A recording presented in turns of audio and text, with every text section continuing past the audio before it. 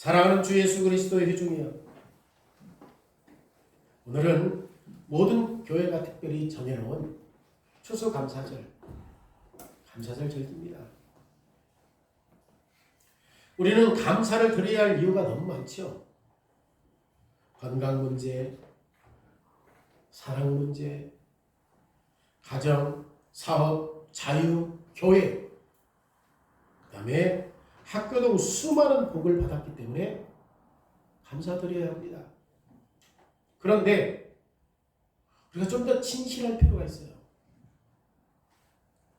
우리는 우리의 감사함을 갉아먹는 염려들이 수없이 많다는 것을 알아요. 우리는 가정과 교회에서 권직을 다루잖아요.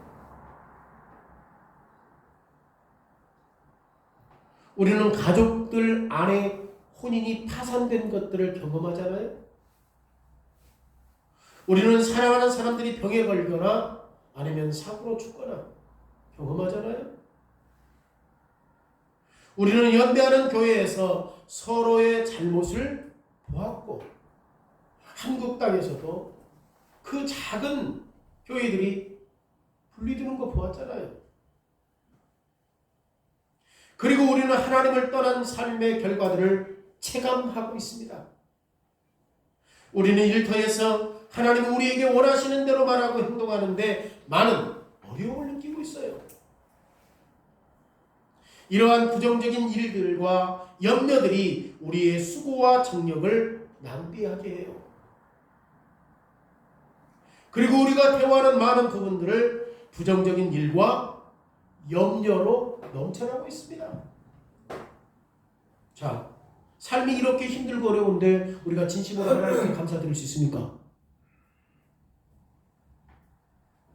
확실히 우리는 감사절을 맞이해서 이런 부정적인 것들을 무시하고 나에게 긍정적인 것들을 위해서 감사한다고 한다면 이 감사절은 진짜 즐겁겠죠.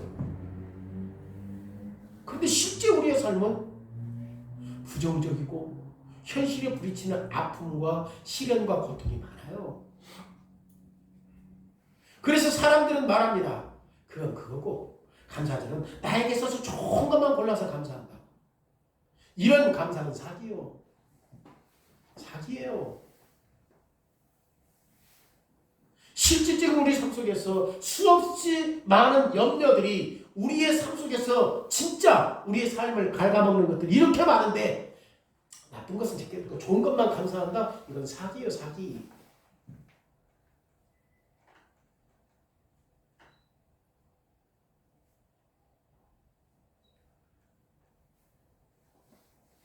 그러기에 우리는 질문할 수밖에 없죠. 우리가 여러 가지 염려 속에서 살면서 진짜 하나님께 감사할 수 있는가? 이 질문의 답은 그렇다예요. 주님께서 감사는 오직 구약의 희년에 예수 그리스도 안에서 성취되었다는 것만으로 감사할 수 있어야 한다는 걸 가르쳐요. 그러니까 실질적으로 우리의 삶은 감사하기 위해서 좋은 일만 있는 게 아니라 실질적으로 어떤 일도 있어요? 좋지 않은 일이 많아. 그럼에도 불구하고 예수님은 감사하라는 거야. 왜? 무엇을 근거로? 희년에 이 구약의 희년이 예수 그리스도 안에서 성취되었다는 것만으로도 감사할 일이다 라고 가르쳐줘요. 누가복음 4장 19절의 말씀에 주의 은혜의 해가 임했기 때문이에요. 이것이 우리가 항상 감사해야 할 이유이고 모든 일에 감사해야 하는 이유다라는 거예요. 오늘 설교 제목이 뭡니까? 예수님께서 희년이 동텄다는 소식으로 나사렛 사람들을 위로해요. 희년이 밝았다. 희년이 임했다. 왔다. 동이 텄다. 첫째, 모세의 희년. 자, 지금 예수님은 오늘 본문에 보면 어디에서 어떤 일을 해요? 나사렛에서 회당에서 가르치는 일을 해요. 지금 예수님이 설교하신 본문이 어디입니까?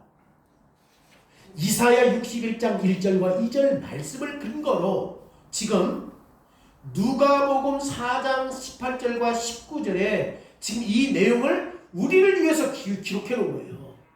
사실은 이 내용이 어디에 있는데? 이사야 61장에 있는 내용을 지금 누가복음 4장 18절과 19절에서 우리를 위해서 기록해 놓은 거예요. 뭐라고 해요? 주의 성령이 내게 임하였으니 이는 가난한 자에게 복음을 전하게 하시려고 내게 기름을 부으시고 나를 보내사 포도된 자에게 자유를 눈먼 자에게 다시 보게 함을 전파하며 놀린 자를 자유롭게 하고 주의 은혜의 해를 전파하게 하려 하시니라. 지금 예수님의 설교 본문이 어디냐고? 이사야에 대한 내용들의 핵심이 뭐냐면 21절의 말씀이에요. 이게 제목이에요. 제목. 설교가 지금 이사야 61장을 근거로 하는데 그 제목이 21절에 지금 주님께서 요약하고 있는 거예요. 그 내용이 뭐예요? 이 글이 너희 귀에 뭐 했다? 이게 지금 핵심이에요. 어떤 글이 응한 거야? 이사야의 글이 응한 거예요. 이사야의 글이. 이사야의 글이 너희 귀에 응했다라고 지금 예수님께서 설교에 대해서 말씀하고 있는데 이 내용은 다른 곳에는 없습니다. 여기만 나와요. 다른 곳에는 없어요. 그래서 이 말씀을 듣는 것이 우리에게 절대적으로 필요해요. 가난한 자를 위한 소식을, 포로된 자들에게 해방을, 눈먼 자가 다시 볼 수 있다는 것을, 압제 당하는 자에게 자유를, 여러분 이 모든 것이 지금 어디에서 이루어져요? 나사렛에서 성취되고 있는 거예요. 나사렛 사람들을 위한 진정한 기쁜 소식, 나사렛 사람들의 눈먼 사람들에게 진정한 시력을 회복하고 고통당하고 억눌린 사람들에게 참된 자유를 성취한다는 거예요. 당시 예수님의 설교를 듣는 자들에게 이 일을 하시는 것은 우리에게도 진심으로 듣고 싶은 내용이야. 우리는 감사절을 앞에서 말했지만 어떤 것들을 가지고 해? 나에게 좋은 것들. 안 좋은 것들이 많아. 근데 그건 뒤로 제껴버리고 감사하기 위해서 좋았던 것들만 한다는 거야. 이건 사기라고. 근데 우리도 그렇고요. 우리도 오늘 본문에서 예수께서 말씀하시고자 하는 핵심이 지금 무엇인가를 잘 아는 게 중요하거든요. 중요한 거죠. 우리도 이렇게 하고 싶은 거야. 감사절에는 어떻게? 이런 설교, 어떤 설교? 눈먼 자가 보고 억눌린 자가 자유함을 얻고 감옥에 갇힌 자가 해방되고 이런 것은 뭐야? 감사절을 위한 합당한 설교지. 우리는 이 본문의 내용을 알고 이 설교의 제목도 알아요. 오늘 설교 본문과 설교 제목을 둘 다 성경으로 영감되었기 때문에 우리는 항상 뭘 근거로? 성경을 성경적 근거로 관계해서 지금 그날 있었던 나사렛 회당에서 선포된 영광스러운 복음을 이해해야 하는 거죠. 예수님은 설교 제목에서 강하게 뭐라고 말합니까? 이 글이 너희의 귀에 성취되었다. 응했다고 성취되었단 말이에요. 우리는 이 글이 뭐냐면 성경이에요. 성경. 오늘 본문 18절과 19절에 인용된 이사야 61장을 가리키는 성경의 그 글이, 이 특수한 성경 구절이 어떻게 성취되었는지 파악하기 위해서는 이사야 61장을 알아야 돼요. 이사야 선지자는 유다 백성들이 바벨론 포로로 끌려가기 전 150년 전에 유다에서 선지자 사역을 활동했던 선지자입니다. 그런데 이사야 선지자가 지금 너희들이 회개하지 않을 때 하나님께서 어떤 내용들을 가지고 너희들을 저주할 것이라는 말을 안 해. 지금 150년 후에 어떤 일이 벌어질 건데 바벨론 포로로 끌려갈 것인데 지금 너희들이 회개하면 어떻게 용서해 주신다거나 너희들이 회개하지 않는다면 어떤 벌이 있다거나 그렇게 말하지 않고 뭐래게 지금 엄청난 사건들을 이야기한다니까요. 포로 생활을 분명하게 끝내고 회복에 대해서 벌써 아직 포로 생활도 하지 않았는데 벌써 회복되는 내용에 대해서 말하고 있는 거예요. 이사야 49장 5절의 말씀에 보면 이사야 선지자는 나를 그의 종이라고 부르는 한 사람에 대해서 설명해요. 내가 주의 종이다. 그 사람에 대해서 설교해요. 이 사람이 하나님의 백성들을 치유할 것이고 이 사람이 하나님의 백성들에게 위로와 평강을 회복시켜 주실 분이라고 하는 사실들을 이사야 49장 5절에서 말해요. 이 종이 실제 누구인지는 아직까지 우리가 거기에 얽매일 필요는 없어요. 핵심이 뭐예요? 지금 이사야가 하고자 하는 말이. 하나님은 당신의 백성들이 포로 생활을 끝나고 다시 약속의 땅으로 돌아와 유다 백성들에게 약속의 땅에서 평화의 민족을 주실 누구를 보내겠다? 종을 보내겠다. 지금 이게 핵심이에요. 이게 이사야 선지자는 아직 뭐하지도 않았는데 포로 생활을 끌려가고 포로 생활을 하지 않았어요. 그러니까 이게는 몇 년 전에 하는 얘기. 이게 150년 플러스 70년은 220년 전에 하는 말이에요. 응? 핵심은 이사야를 통해서 하나님은 당신의 백성들이 포로 생활을 끝내고 다시 약속의 땅으로 돌아와서 유다 백성들에게 약속의 땅에서 평화와 만족을 주실 한 종을 보내겠다고 하는 그 약속이에요. 이게 지금 이사야 선지자의 핵심이에요. 한 종을 보내겠다고 하는 이 문맥에서 지금 어디를 봐야 돼? 이사야 49장 5절에 있는 한 종을 보내겠다라고 하는 이 핵심에서 지금 이사야 61장을 봐야 돼요. 이사야는 하나님께 받은 더 많은 말을 유다인들에게 말해야 돼요. 이사야 선지자가 하나님께 받은 말씀이 이거죠. 1절에 뭐라고 그래요? 이사야 61장 1절에 주 여호와의 영이 내게 내리셨으니 이는 여호와께서 내게 기름을 부으사 가난한 자들에게 아름다운 소식을 전하게 하려 하십니다. 다시 말해서 지금 이사야 선지자는 유다 백성들을 향해 뭐라고 얘기합니까? 내가 하나님께 사명받았다. 심지어 어떤 것을 받았다고 말해? 성령을 받아서, 영을 받아서, 지금 능력을 받았다. 바벨론 포로로 말미암아 지금 무거운 짐을 진 백성들에게 기쁜 소식을 설교하라고 하는 사명을 받았다. 상처받은 사람들이 치유를 받고 포로된 사람들이 자유를 얻고 감옥에 갇힌 사람들이 풀려나는 기쁜 소식으로 위로를 받게 된다라고 하는 내용을 전하라고 나는 사명을 받은 것이다. 한마디로 말해서 어느 날 포로 생활을 하던 사람들이 자신들이 겪고 있는 숙박에서 벗어난다는 말씀을 지금 이사야 선지자를 통해서 말씀하고 있는 거예요. 유다 백성들이 곧 풀려날 것이라는 말을 들었어요. 그런데 지금 이사야 61장의 이 말씀을 알기 위해서는 반드시 또 레위기 25장을 알아야 돼요.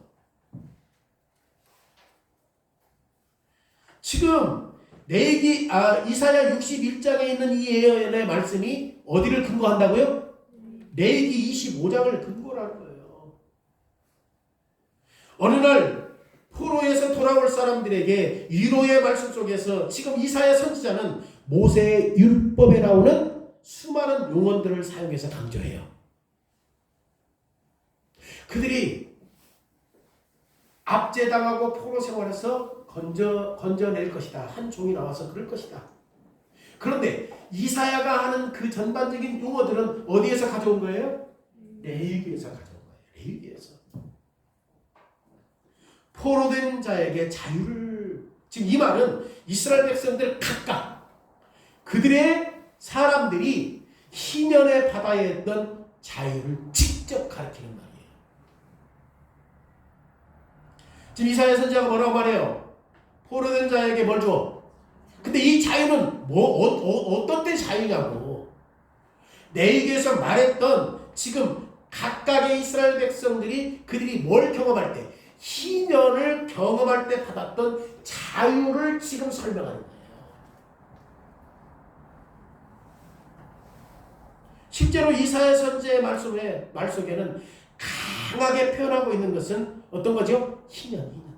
다시 말해서 주님의 은혜의 해를 강조하는 거예요. 희년이 주의 은혜의 해요. 그러면 다시 한번 강조합니다. 희년이 뭘까요? 우리는 희년에 대해서 레위기 25장을 읽었습니다. 이스라엘 백성들은 70년이 되면 안식년이라 농사 짓지 않아요. 농사 짓지 않아요. 70년째는. 70년이 되면 자기 땅이라도 농사를 지을 수가 없어요. 이게 하나님의 법령이야. 법으로 전한 명령이요. 레위기에.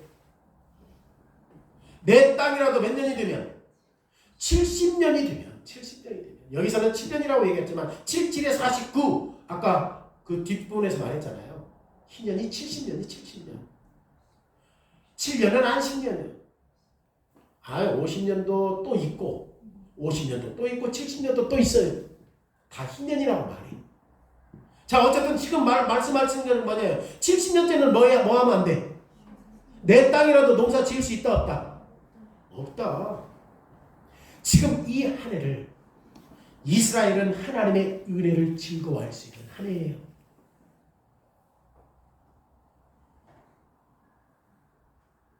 이 한 해 동안 이스라엘 백성들의 양식과 관련해서 하나님은 안식년 70년이 되기 전 69년째는 2년 것을 줘요.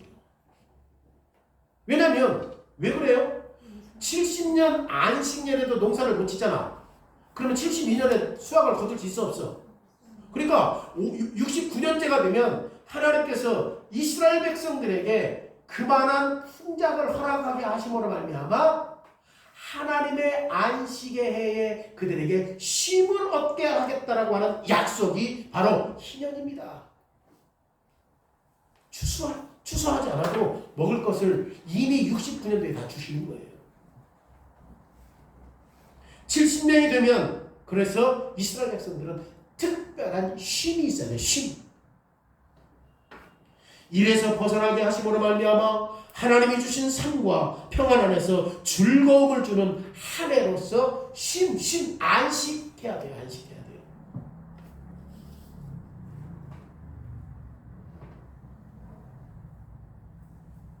그리고 50년이 지는 해에도 뭐야? 희년이고. 이 해에도 여전히 농사를 짓지 않아요. 그럼에도 불구하고 이 50년째 되는 희년에는 아주 특별한 일들이 있습니다. 모든 사람이 자기 땅을 다시 차지할 수 있어요.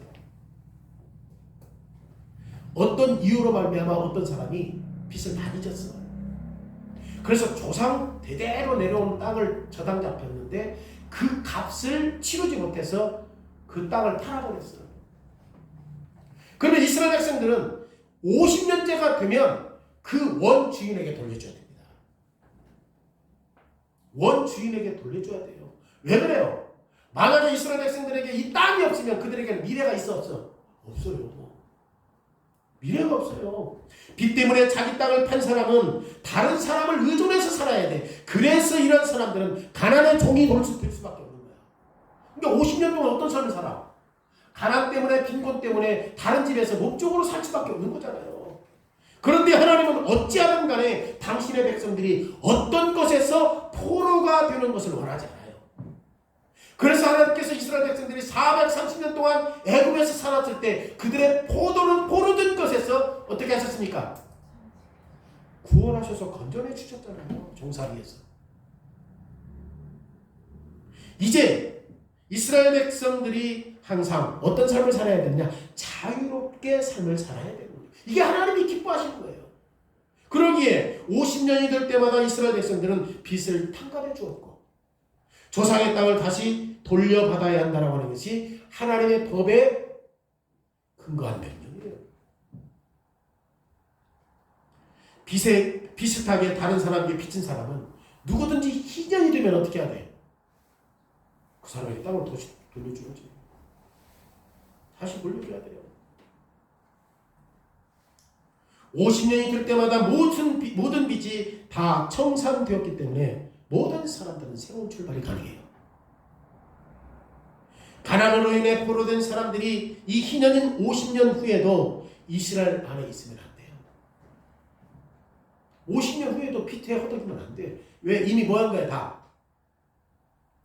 원상복귀 된 거예요. 이제 빚이 없어. 그래서 우리는 주님께서 포로된 자에게 뭐 준다고? 자유를 주신다라고 하는 이 문맥 속에서 이 말을 이해해야 되는 거예요. 지금 50년째 해를 뭐라고 불렀어요? 희년이라고 불렀다는 것을 이제 이해할 수 있는 거예요. 레위기 25장 10절에 뭐라고 그래요? 너희는 50년째 해를 거룩하게 하여 그 땅에 있는 모든 주민을 위하여 자유를 공포하라.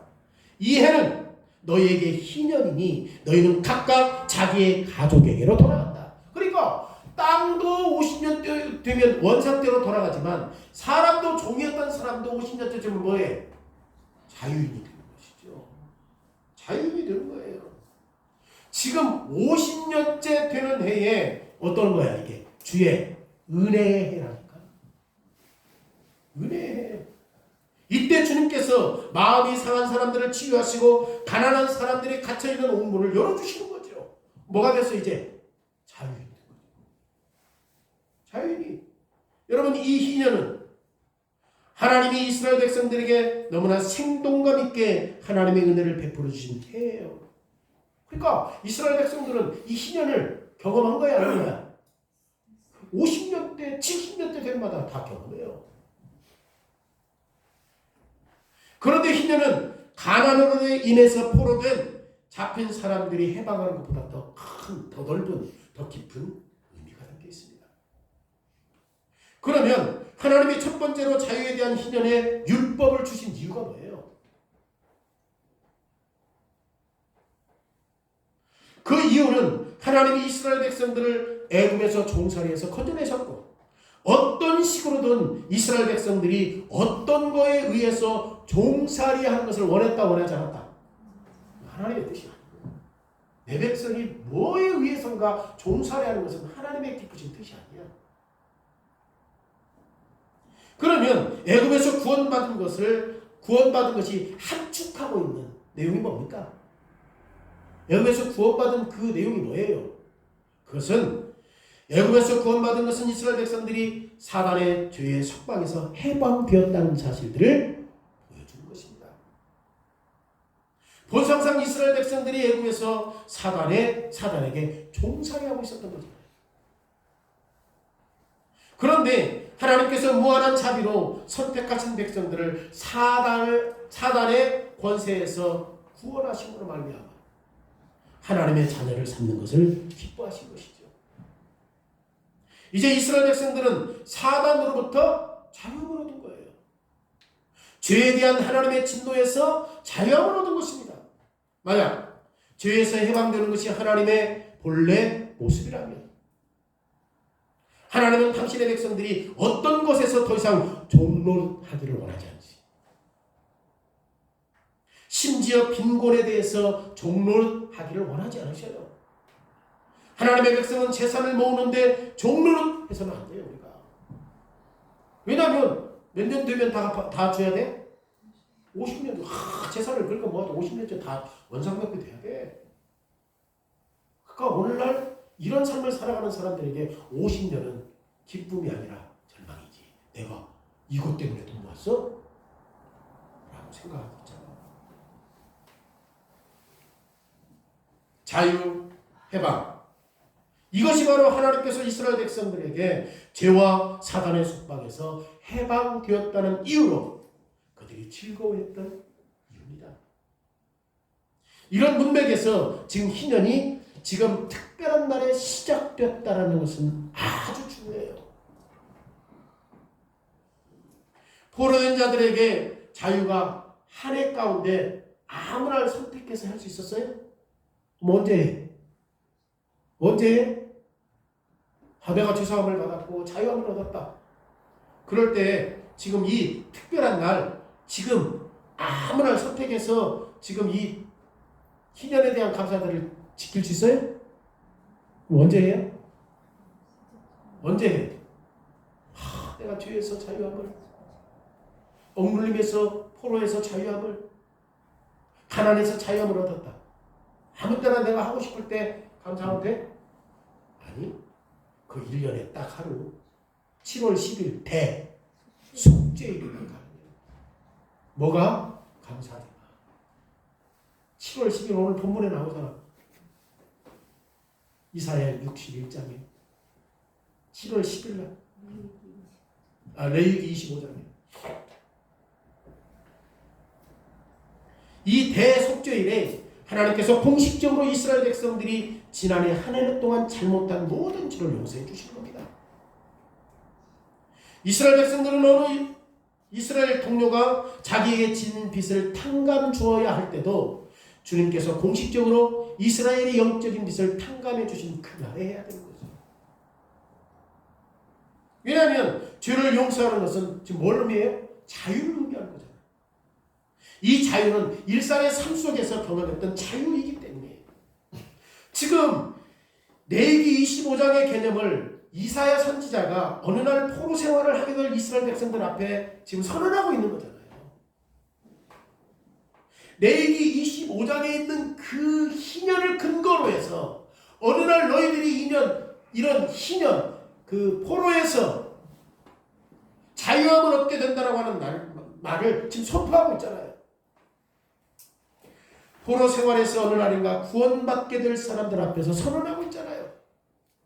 지금 이것이 이사야 선지자가 선포한 내용인데 그게 뭐예요? 하나님의 은혜의 해라는 거야. 희년이 포로된 이스라엘 백성들에게 임하게 될 것이라고 말해요. 이 은혜의 해가 이르게 될 때 하나님이 바벨론에서 포로 생활하고 있는 자들에게 자유를 주실 것이다. 머리에 재를 뒤집어 다니는 대신에 이스라엘 백성들이 지금 찬양의 옷을 입을 것이다. 통곡하는 대신 이스라엘 백성들이 기쁨으로 기름으로 바꾸게 될 것이다. 미래가 암울하고 낙담하는 대신 하나님을 찬송하는 노래가 될 것이라고 오늘 이사야에서 말해요. 3절 보세요. 무릇 시온에서 슬퍼하는 자에게 화관을 주어 그 죄를 대신하여 기쁨의 기름으로 그 슬픔을 대신하여 찬송의 옷으로 그 근심을 대신하여 그들이 의의 나무 곧 여호와께서 심으신 그 영광을 나타내지라. 왜냐하면 이스라엘 백성들이 바벨론에서 다시 돌아올 것이기 때문에. 그런데 바벨론에서의 구원은 포로 생활을 끝나는 것만 말씀하신 게 아니에요. 구원은 죄 용서라는 실제를 지금 부각시켜요. 지금 이스라엘 백성들이 어디에서 70년 동안 포로 생활했습니까? 오늘 본문은 아니지만 실제 그들은 회개하지 아니함으로 말미암아 150년 후에 포로 생활을 끌려가잖아요. 그렇죠? 그럼에도 불구하고 지금 그들이 다시금 70년 후에 이 포로에서 자유함을 얻었을 때 이 구원은 죄 용서라는 실제를 부각시킬 것이거든요. 먼저 이스라엘 백성들을 바벨론에서 포로 생활을 하도록 내몰았던 하나님의 진노가 더 이상 이스라엘 백성들에게 임해요? 안 임해요? 임하지 않지. 포로 생활에서 끝나고 왔으니까. 대신 이스라엘 백성들은 해방되잖아요. 그리스도 안에서 자유를 누리는 거잖아요. 그래서 하나님이 주시는 삶을 누리게 될 것이다 라고 이사야 선지자가 말하는 겁니다. 여러분 실제로 이사야 선지자가 선포했던 이 예언이 실제 언제 이루어져요? 스룹바벨, 느헤미야, 예스라와 같은 지도자들에 의해서 어디에서 돌아와요? 바벨론 포로에서 돌아와요. 그런데 이사야가 예언한 내용은 이스라엘 백성들이 애굽에서 돌아올 당시 그 성취를 찾을 수 없어요. 분명히 그들이 바벨론 포로에서 돌아왔죠. 그것은 뭘 의미한다고 했어요? 죄사함을 의미하는 거잖아요. 그럼에도 불구하고 바벨론에서 돌아올 당시 그것이 성취되는 것을 찾을 수가 없어요. 이스라엘은 바벨론에서 돌아올 때 당시 희년을 분명히 경험을 했어. 왜? 포로에서 자유함을 얻었어요. 왜냐하면 지금 이스라엘 백성들이 바벨론에서 70년 동안 포로 생활에서 해방이 되었기 때문에.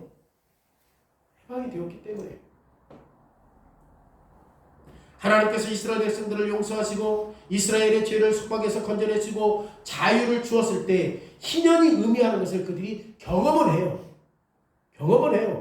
포로에서 자유함을. 경험을 해요. 그런데 바벨론 포로에서 돌아온 포로들이 즐길 수 있도록 허락받았던 자유는 너무 짧아. 왜 그래요? 바벨론 포로에서 지금 해방되어서 어디로 와? 약속의 땅, 고향 땅 예루살렘에 왔을 때 거기에 집이 있어 없어? 폐허덤이야. 폐허덤이요. 이스라엘은 피폐해진 고향으로 돌아왔습니다.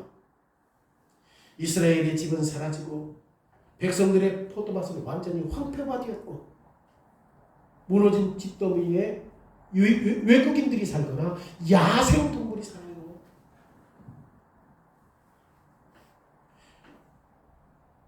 가난과 핍박은 약속의 땅으로 돌아온 이스라엘 백성들에게 또 하나의 속박이에요. 이사야 선지자가 자유라고 말했잖아요. 포로에서 돌아온 이스라엘 백성들의 삶은 너무 힘들어요. 바벨론 포로에서 해방되어 이제 고향으로 돌아왔을 때 가나안 때문에 폭파되어 버렸습니다. 이런 현실은 모세의 희년 그 자체가 공허하다는 것을 강조하는데 도움을 줄 뿐이에요. 아니 모세의 그 희년이 뭐야? 가난에서 죄에서 해방된다는 거였잖아. 그런데 모세의 그 법에 근거하여서 지금 그들이 바벨론 포로에서 예루살렘 땅, 약속의 땅으로 돌아왔지만 이건 공허해요. 지금 모세 시대의 희년은 그래서 메시아 시대의 희년에 의해서 성취되는 거예요. 그들이 바벨론에서 포로로 돌아왔을 때는 뭘 경험해? 희년을 경험해야 해요.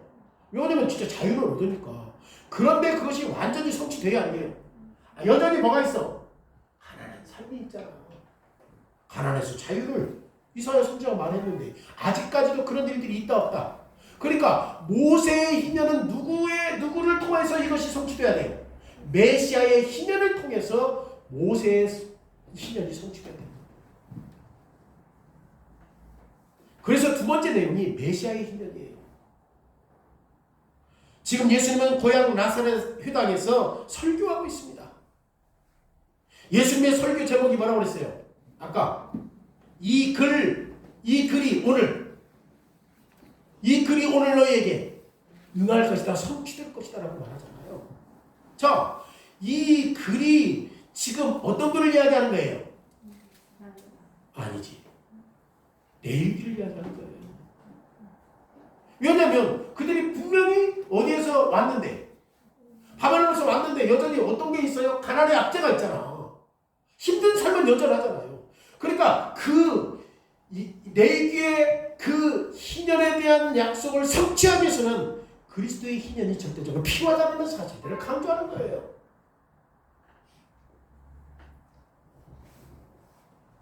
그래서 이 말씀은 예수님께서 지금 누구에게 하는 거죠?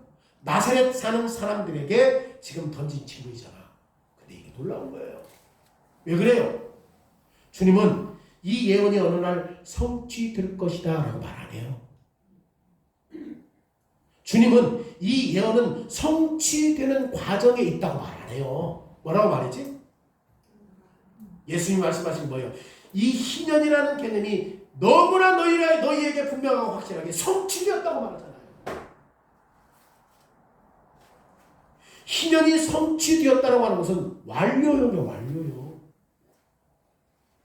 앞으로 될 것이다가 아니라 뭘 것이다? 됐다. 예수님은 이 희년의 성취가 이미 일어났다고 말씀하신 겁니다. 정확하게 이 말씀이 성취되었을 때와 관련해서 예수님은 분명하게 오늘 지금 어디에서 설교하죠? 나사렛 회당에서 갈릴리 사람들에게 지금 설교하는 거잖아요. 오늘 모세의 희년, 이 메시아의 희년이 성취되었다. 너희 귀에 지금 어떻게 했다고 말해? 그렇지. 지금 그러다 보니까 이게 성취되었다는 확신을 이 내용 속에서 확인할 수 있는 거예요. 오늘 너희 귀에 응했다. 성취되었다. 다시 말해서 예수님은 당신이 말씀하신 이 순간 누구의 예언이? 이사야의 예언이 어디에 근거한? 레위기 25장에 근거한 이 예언이 성취되었다고 말해요. 그러면 예수님이 말씀하셨을 때 이 나사렛에서 이 예언이 어떻게 성취되었습니까? 우리는 예수님이 나사렛 설교한 내용이 지금 누가가 예수님의 공적 사역을 기록한 첫 번째 내용이라는 걸 알아야 돼요. 지금 누가가 예수님의 공적 사역을 감당할 때 첫 번째 기사가 이 내용이에요. 누가복음 3장에서 예수님이 세례를 받으시고 그리고 4장 앞부분에서는 어떻게 했습니까? 40일 동안 광야에서 시험을 받으셨다고 말하죠. 그리고 14절과 15절에서 포괄적인 요약이 나와요. 그 내용이 뭡니까? 성령의 충만을 받으신 예수님은 여러 회당에서 가르쳤어요. 그러면 예수님은 나사렛 회당에서 무엇을 가르쳤을까요? 나사렛 회당에서 말씀하신 이 설교 주제가 지금 예수님이 무엇을 가르쳤는지를 가르쳐주는 거예요. 다시 말하면 여러 회당에서 예수님은 백성들에게 당신이 친히 희년이 성취되었다는 것을 입증하는 데 역점을 두고 있는 거예요. 예수님은 하나님이 그리스도 안에서 일하신다는 것에 관심을 집중시키는 것으로 공식적인 사역을 시작해요.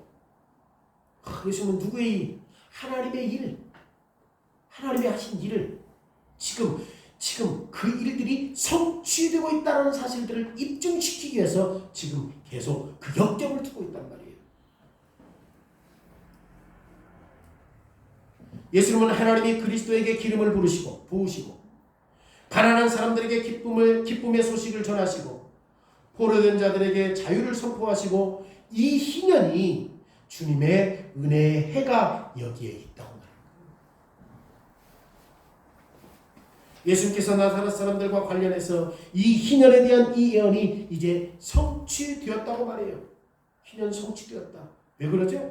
왜 희년이 성취되었다고 말합니까? 지금 하나님이 구속의 수레바퀴를 계속해서 움직이고 계시기 때문인데 지금 하나님께서 계속해서 구속의 수레바퀴를 움직이시는데 어떤 일이 벌어지냐? 대속죄의 일이 오고 있다는 말이에요. 이제 얼마 있으면 예수님이 어떤 일을 해요? 십자가를 짊어지잖아요. 그래서 이미 나는 성령으로 무장해서 주님의 뜻을 수행할 것이다. 이미 나는 구속의 복음, 자유의 복음, 죄의 용서의 복음을 너에게 전할 수 있다. 나사렛 사람들아, 그날이 오고 있다. 내가 하나님과 사람들에게 버림받을 그날이 오고 있다. 내가 모든 죄가 내 위에 쌓이고 하나님이 나를 거부하실 그날이 오고 있다. 이게 대속죄이려. 나는 버림받을 것이다. 그럼에도 불구하고 내가 죄를 속량할 것이다. 갈보리 십자가에서 승리할 것이다. 갈보리 십자가에서 승리함으로 말미암아 나는 사단의 속박에서 죄인들을 건져낼 것이다. 죄인들을 하나님과 화해시키는 데 성공할 것이다. 죄인들에게 자유를 줄 것이고 오늘 이 희년이 너희를 위해서 시작되었다. 동이 텄다. 라고 설교하신 거예요. 그러면 지금 오늘 나는 너희에게 주로부터 자유에 대한 이 복음을 지금 전하고 있기 때문에 지금 뭐가 텄어? 희년 주님의 은혜의 해. 그게 지금 동이 텄다라고 지금 말씀하고 있는 거잖아요. 나사렛 사람들아 기뻐하고 즐거워하라. 그리고 감사하라. 왜 그래요? 왜 그래요? 너희의 구속이 가까웠기 때문이다. 21절에 뭐라고 그래요? 이 글이 오늘 너희 귀에 응하였느니라. 그런데 예수님의 사역은 곧바로 십자가로 가지 않아요. 곧바로 십자가로 가지 않아요. 어떤 의미에서 희년을 시작해야 했던 그 대속죄일이 곧바로 오지 않아요.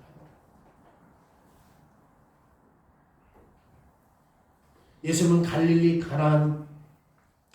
가난한 사람들에게 이 기쁜 소식을 설교하기 시작한 뒤에 예수님은 설교하신 실제를 증명하기 위해서 3년 동안 공적 사역을 감당해요. 예수님께서 지금 공적 사역을 처음 시작할 때 누가는 이렇게 썼어요. 누가는 그리고 나서 이 설교를 한 다음에 몇 년 동안 사역을 해요? 3년 동안 사역을 해요. 3년 동안. 왜냐하면 귀신 들린 한 사람이 지금 어디 있었죠?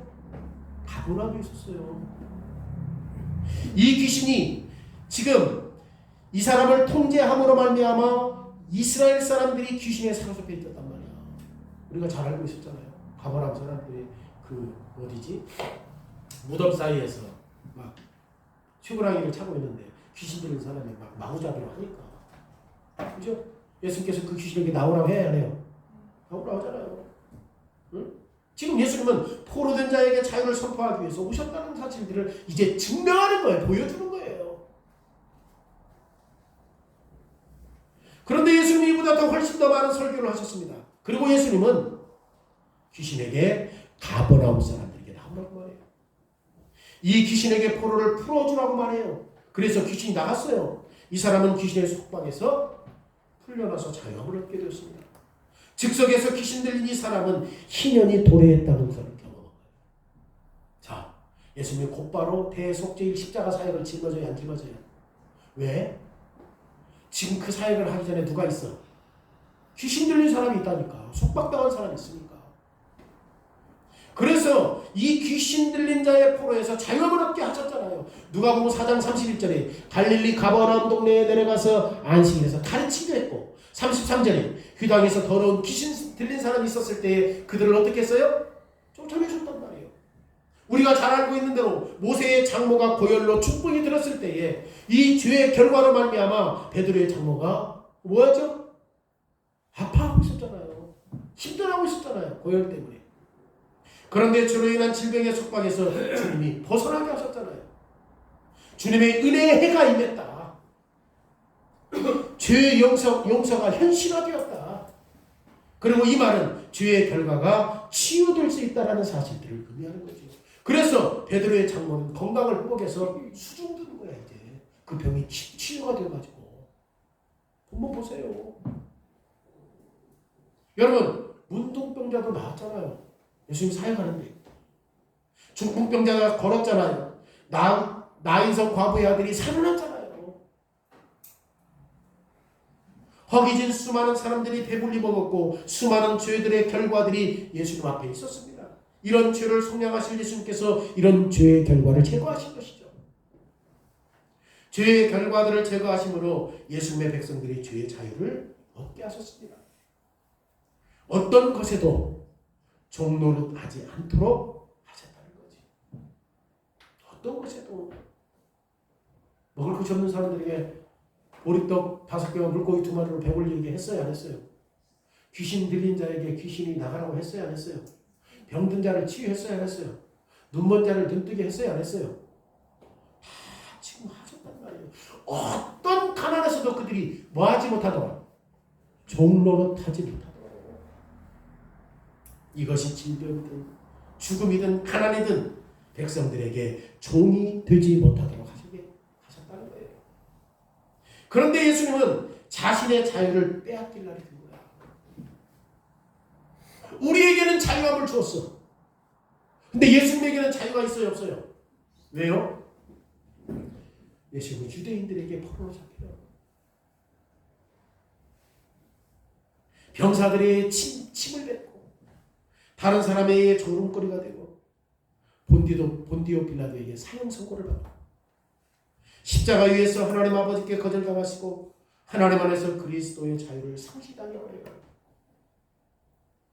우리의 자유를 위해서는 그의 자유가 상실된 거죠.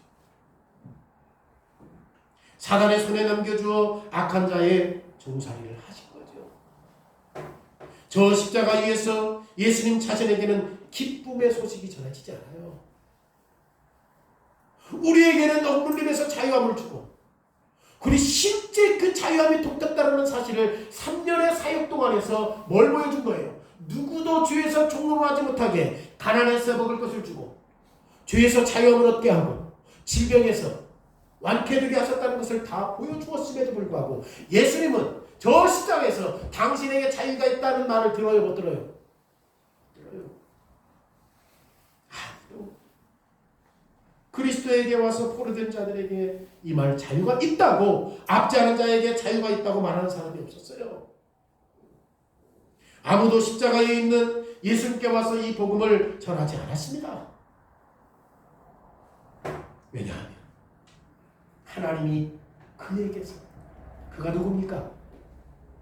예수 그리스도에게서 당신의 은혜를 거둬들였기 때문에 우리에게는 은혜예요. 이 대속죄의 일. 근데 그리스도에게는 뭐야? 저주예요. 하나님의 은혜가 거두어졌기 때문에 예수님은 더 이상 하나님의 은혜의 해 속에서 살지 못했어요. 그런데 하나님이 거절하셨음에도 불구하고 하나님의 은혜와 희년에 대한 어떤 위로의 말도 없었지만 예수 그리스도는 당신을 사단의 종로로 해와내요. 안 해요. 당신의 능력으로 그리스도는 사단의 쇠사슬을 끊어버려요. 당신의 능력으로 죄의 결박을 끊어버려요. 그리고 누구를 묶어요? 사단을 묶어버리고 죄를 속량하십니다. 그리고 십자가에서 구속주에 이른 승리의 결과는 예수님께서 희년을 자신을 위해 실제가 되도록 하셨습니다. 참으로 놀라워요. 왜냐하면 그리스도는 죄를 속량하시고 사단의 결박을 깨뜨렸기 때문에 하나님의 은총이 다시금 그리스도에게 향하게 되는 거죠. 예수님은 분명 우리의 죄 때문에 결박을 당했죠. 우리에게는 은혜지만 예수 그리스도에게는 은혜가 아니야. 그런데 예수 그리스도께서 거기에서도 사단을 결박하셨기 때문에 다시금 하나님의 은혜가 누구에게도 임해요? 그리스도에게도 임한다는 사실이에요. 그리고 이 은혜는 예수 그리스도에게만 향한 것이 아니죠. 그리스도가 죄인들을 위해서 죽었던 모든 자들이 사단의 속박에서 자유함을 얻게 되었기 때문에 이제 죄의 종에서 해방된 거죠. 이것이 메시아의 희년이 동떴다라고 하는 내용의 말씀이에요. 엄청난 사건입니다. 성경으로 해서 여러분들이 힘들어서 그러지. 이게 지금 무슨 말인가 구약의 말씀이 희년이. 왜? 이사야 선지자가 구약의 율법인 모세의 희년을 통해서 말했음에도 불구하고 바벨론 포로에서 돌아왔던 그들에게는 희년이 동트지 않았죠? 그게 한계예요. 모세의 희년에. 그런데 모세의 희년에 동틀 수 있는 것은 누구의 희년으로만 가능해? 그리스도의 희년으로만 가능한 거예요. 그래서 예수님께서 오늘 너희에게 이 글이 무게했다. 누구의 희년이 도래했기 때문에? 메시아 그리스도의 희년이 도래했기 때문에. 진짜 예수님께서 오셔서 그걸 보여주었잖아요. 가난한 자에게, 억눌린 자에게, 질병에 허덕이는 자에게, 죽은 자에게 뭘 줬어요? 다 자유를 줬죠. 자, 세 번째 그러면 영원한 희년이죠. 메시아의 희년이 도래했다는 말은 우리가 오늘 자유롭게 되었다는 뜻이에요. 우리는 사단에게 매여 있지 않습니다. 우리는 사단에게 종살이 하지 않습니다. 우리는 죄의 결과로 종로를 하지 않습니다. 주님께서 성령을 보내심으로 말미암아 우리를 그리스도의 형상에 따라 새롭게 하셨기 때문입니다. 죄를 범하고 사단을 따르는 것이 우리에게 더 이상 불가피하지 않도록 우리를 새롭게 하셨기 때문에. 그래서 바울은 로마서에서 이렇게 기록하고 있는 거예요. 로마서 6장 14절에 죄가 너희를 주장하지 못하리니 이는 너희가 법 아래에 있지 아니하고 은혜 아래에 있습니다. 여러분, 우리가 법 아래에 있다고 한다면 우리 법을 지킬 수 있다 없다? 은혜 아래에 있기 때문에 법을 지키지 못한다 할지라도 죄가 너희를 주장하지 못한다. 사도 바울이 기가 막힌 말이에요. 은혜 아래에 있기 때문에. 죄의 권세가 깨져버렸기 때문에. 한마디로 말해서 그리스도의 희년이 도래함으로 우리에게 영원한 희년이 동텄기 때문에 우리는 여전히 우리의 삶 속에서 수많은 죄의 결과들을 지금도 경험하고 있습니다. 비참함을 지금도 경험하고 있습니다. 죄에서 완전히 자유하게 될 날은 아직 오지 않았습니다. 그날에는 더 이상 눈물과 고통과 아픔과 죽음이 없을 것입니다. 주님이 말씀하신 것처럼 여전히 다가올 멸류관이 있을 것입니다. 그럼에도 불구하고 우리는 오늘 이미 여기서 영원한 기쁨의 시작을 누리게 된 거죠. 우리가 하이델베르그 22주일에 보면 57문답에 몸의 부활을 믿습니까? 그리고 몸의 부활을 믿는다는 것이 우리에게 어떤 유익입니까? 그렇게 말하거든요. 몸의 부활이 실제 우리에게 주어지는 유익이 뭐예요? 답이 내 영혼이 이 세상이 끝난 후 즉시 나의 머리이신 그리스도께로 올라가는 것뿐만 아니라 나의 육체도 내 영혼과 다시 합하여 그리스도의 영화로움과 같이 될 것이기 때문에 부활이 우리에게 어떤 유익을 줘요? 영과 육이 합하여서 그리스도와 같이 된다는 거예요. 그 다음에 질문입니다. 58문에 그러면 영원한 생명을 믿느냐? 그리고 영원한 생명을 믿는데 그것이 어떻게 우리의 유익이냐? 58문 답이 내가 지금 이미 영원한 기쁨의 시작을 마음으로 누림으로 지금 희년이 동떴다는 사실들을 그리스도께서 이렇게 하셨다는 사실들을 알기에 이제 이 생애 이후에도 눈으로 보지 못하고 귀로 들을 수도 없고 사람의 마음으로 생각하지 못했던 완전한 복, 그게 뭐예요? 우리에게 완전한 복이 뭐죠? 하나님을 찬송합니다. 하나님 찬송합니다. 왜?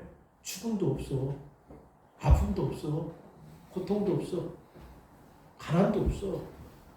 우리가 할 수 있는 건 뭐밖에 없어? 이게 복이야. 이게 복. 예수 그리스도의 희년이 동통으로 말미암아 우리에게 영원한 복을, 영원한 희년이 동떴다는 사실들을 가르쳐주는 것입니다. 영원한 희년이 시작되었다는 것입니다. 죄가 속량되었기 때문에, 죄의 권세가 깨졌기 때문에 우리 안에서 그리고 우리 주변에서 보는 죄의 결과에 관련해서 우리의 삶 속에서 다가오는 질병, 고통, 슬픔과 관련해서 하나님의 약속은 당신이 남아있는 모든 죄의 결과를 사용하셔서 당신의 자녀들을 더 잘 순종할 수 있게끔 하십니다. 그러니까 오늘날 우리에게 감사절기를 맞이해서 여러 가지 슬픔도 있고 아픔도 있고 잘못된 것도 있지만 감사한 것들만 따로 모아서 감사하는 게 아니에요. 삶 전체에 대한 것들로 인해서 감사하는 거예요. 그러면 여전히 예수 그리스도의 희년이 동떴음에도 불구하고 우리의 삶이 완전하지 않아요. 완전하지 않는데 여러 가지 아픔과 슬픔과 현실과 고난과 고통이 따름에도 불구하고 감사할 수 있었던 거지. 이유가 뭐예요? 오히려 그런 일들을 통해서 하나님의 말씀에 더욱더 순종할 수 있도록 하기 위해서 감사하는 거지. 그런데 제가 서두에 말했지만 좋은 것들만 따로 모아놓고 감사하는 건 사기야. 그런 설교는 없어요. 여러분 감사드립니다. 1년 동안에 좋은 것들만 생각해 보시고 이 앞에다 갖다 놓으십시오. 그게 감사야? 그러면 안 좋았던 일은 저주해야지. 그런데 성경은 안 좋았던 일까지라도 우리가 감사할 수 있었던 이유가 뭐냐? 그런 일들을 통해서 우리가 하나님을 찬송하고 하나님을 의지하고 하나님을 신뢰할 수 있도록 하시기 때문에 그런 상황에서 우리가 하나님 앞에 뭐 할 수 있다? 이게 진짜 감사지. 진짜 감사지. 추수한 것들을 막 생쇼를 하기보다는 이런 심오한 말씀 속에서 진짜 그리스도의 희년이 통떴다는 것 때문에 우리가 죄에서 자유하거든. 그래 여전히 삶이 궁핍과 어려움과 환난이 있다 할지라도 오히려 그런 일들을 통해서 하나님의 뜻을 더욱더 찾아가고 오히려 내 결핍을 알고 더 겸손해지고 이 일들로 인해서 더욱더 감사할 수 있는 게 진짜 감사합니다. 진짜 감사하죠. 여러분들 사기라고 하는 거예요. 감사하잖아요. 사기다. 1년에 좋은 것들만 갖다 여기다 어떤 데는 교회도 써가지고 어떤 일 찾게 어떤 일 찾고 감사. 그래서 감사합니다. 헌금도 더 많이 내고. 근데 성경은 그렇게 말 안 해요. 그리스도께서 분명히 갈릴리 사람들에게 나사렛 갈릴리 사람들에게 뭘 보여줬어? 그리스도의 희년이 동떴다는 걸 보여줬잖아. 어떻게? 귀신 들린 자가 자유함을 얻었잖아. 가난한 자에게, 포로된 자에게, 눈먼 자에게 모든 것 다 해줬어요, 안 해줬어요? 해줬잖아요. 그럼에도 불구하고 여전히 우리의 삶 속에서는 뭣도 있다?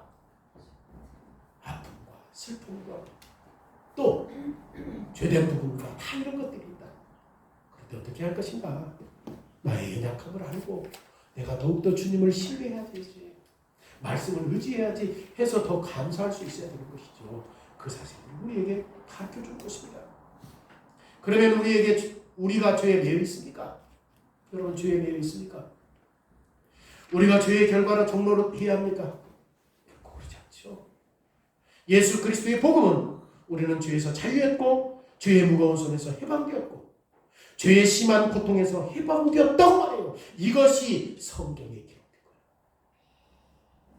이것이 성경에 기록된 거야. 이 글이 오늘 너희 귀에 성취되었다, 응했다라고 말하는 거죠. 그리고 이 말씀은 우리가 어느 해에 주의 은혜의 해에 희년 속에서 살고 있다는 사실을 가르쳐준 거죠. 희년은 오늘날 복된 날입니다. 그리고 희년은 우리가 오늘 하나님께 감사드려야 할 이유입니다. 궁극적이고 또 좋지 않은 일들만, 좋은 일들만 감사하는 것이 아니라 우리가 생각할 때 부정적인 일까지라도 하나님께 감사해야 할 이유가 여기 있는 것이죠. 우리가 심지어 수많은 죄와 비참의 결과로 둘러싸여 있다 할지라도 하늘에 계신 하나님께서 축복하신 것에 대해서는 감사할 수밖에 없는 거죠. 왜 그렇습니까? 영원한 희년이 통텄기 때문이에요.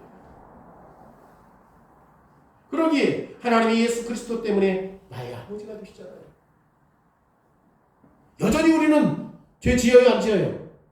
하나님은 거룩해요, 거룩하지 않아요? 우리는 온전해요, 온전하지 않아요? 어떻게 하나님 우리 아버지가 돼요? 그리스도 때문에. 그리스도의 희년이 통텄기 때문에. 그리스도가 눈물의 골짜기로 나를 보내신 나쁜 일이 있다 할지라도 나의 유익을 위해서 선한 것으로 바꿔주신다는 사실들을 알기에 뭐 할 수 있어요? 감사하시고. 여러분들 좋은 일들만 써놓고 와서 감사합시다. 사기예요. 성경은 그렇잖아요. 나쁜 일도 감사할 수 있는 것은 내가 그렇게 살지 못했구나, 내가 겸손하지 못했구나, 내가 하나님의 뜻을 해야지 못했구나 라고 하는 것을 알 수 있게끔 하셨다면 우리에게 있어서 좋지 않은 일도 감사할 수 있다 없다? 감사할 수 있다 라는 사실을